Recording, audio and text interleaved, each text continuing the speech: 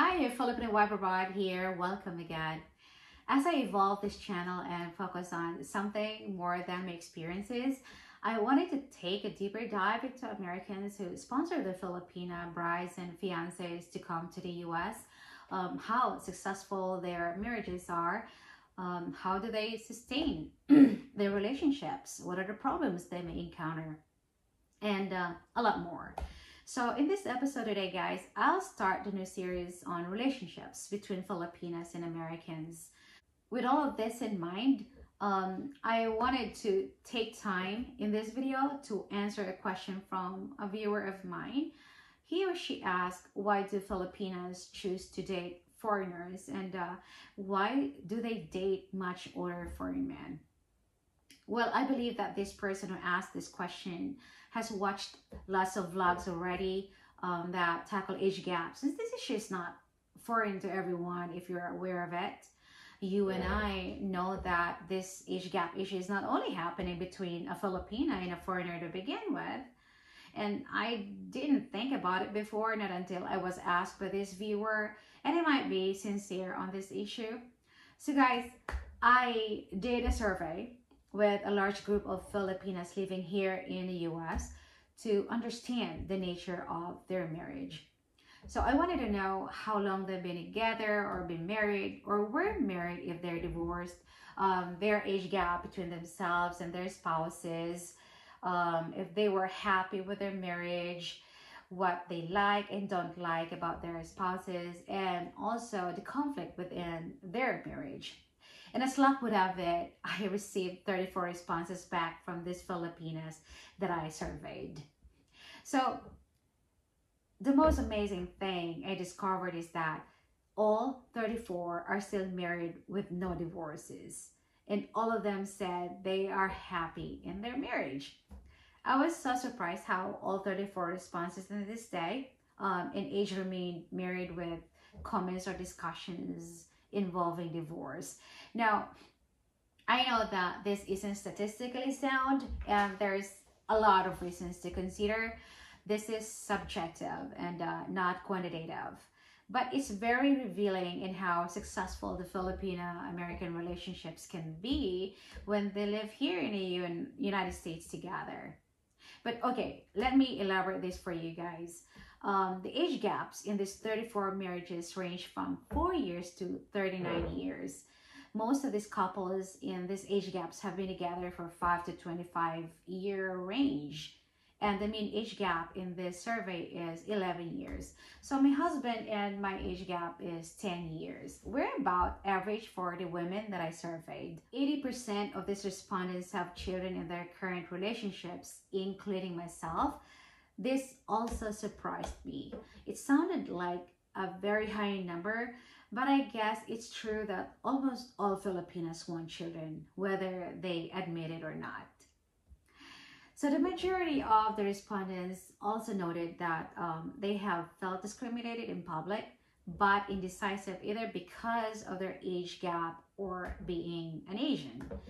So with most of the families having children in public, most of the people think that the father of the children is the grandfather, and they generally get confused when the wife enters the discussion. Well, this has happened to my spouse and me several times since having our son, and my husband don't seem to care, but it does bother me slightly.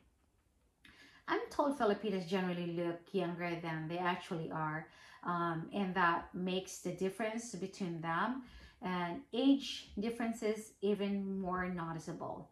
Regardless, it does seem to bother my fellow Filipinas that they are noticed in public. All right, so here's another consideration. A majority of these women felt that the largest source of conflict in their marriage is parenting, with numerous comments mentioning how their American husbands like to spoil their kids, and they don't have enough discipline in the house. However, several of these respondents mentioned how frugal their husbands are, as both positive and negative. They appreciate them being good providers and keeping an eye on the money, but it still seemed a bit odd to them that Americans paid that close attention to the money, and that includes myself. But guys, on the brighter side or the positive side, almost all of these women describe their husbands as both kind and generous. Kind can mean many things in the Philippines, but when it is said in this context, it generally means that the husbands are patient and understanding. But this is tricky sometimes. When your Filipino or family says you're kind, it usually means you help the family financially. Keep that in mind. But most importantly, all of these 34 Filipinas describe their husband being, a good provider. The old man who can afford to bring a Filipina to the US usually has the financial wherewithal to help the family out. But it does not mean supporting everyone in the family and giving outrageous amounts of money to anyone that asks for it. It means helping out in times of emergencies, possibly helping an elderly parent here and there, helping a younger sister or brother with the minimal cost for education. All right, so the next feedback is not a surprise to me anymore because, English is not our mother tongue. So two of the respondents mentioned that the language barrier is a conflict in their marriage. So you can basically assume that 5 to 10% of all the relationships is still struggling a bit with the language. Again, I understand this, and I can see how it would be a problem because I taught English for 20 years before coming to the US, and I thought my English was pretty spot on. But actually, I still struggle with American colloquialisms, slang, phrases, especially their jokes. So with those statistics, I go back to the original question: why do the Filipinas choose to date and marry older foreign men? Well, it may have a bit something to do with the response from these Filipinas, because many of them are saying that their husbands tolerate their tampo. You might be familiar with the word tampo. It's a Tagalog term that refers to a bad-tempered Filipina, especially when she's disappointed, but usually over petty things. I guess this is a distinct character of a Filipina. So the older men are more patient and understanding than younger men on this situation. Age can often soften men up a bit. So the older gentlemen will be less offended and bothered by these Filipino tantrums. But I want to single out this group of women because they got married in their early 20s while the husband is in their late 40s to early 50s. So it comes with maturity, I believe. Hey, that's a very petty reason to hesitate marrying a Filipina. Go for it. So why do Filipinas marry foreign men? I think it has a lot to do with the fact that there is a large number of successful marriages between foreign men and Filipinas. Foreign men often want the same things as the Filipinas, whether they're older or younger. And that's a traditional life. They want a family. I want a family. They want affection and someone to support them. This is not always possible for a lot of women in the Philippines, and a problem for many men in the US. In the Philippines, many men will not commit to a marriage, and those do have a higher propensity to cheat than what a typical Western man would have, particularly the one bringing over a Filipina to the US.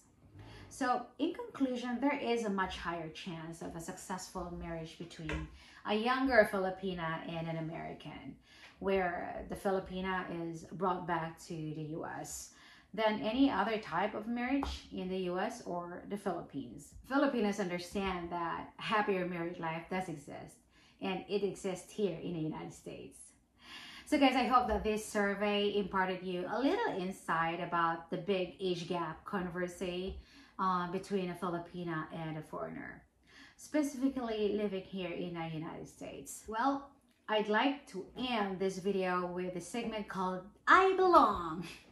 So in this portion, I will help you learn the language or dialects we speak in the Philippines.